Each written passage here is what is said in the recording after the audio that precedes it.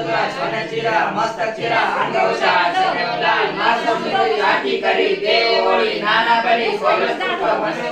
चंदानंदाचा येळकोट गणराव महाराज की जय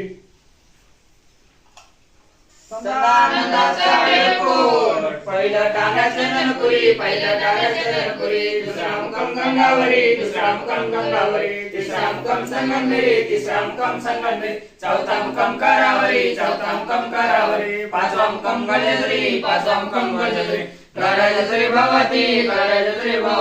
वागे नगर तोडीती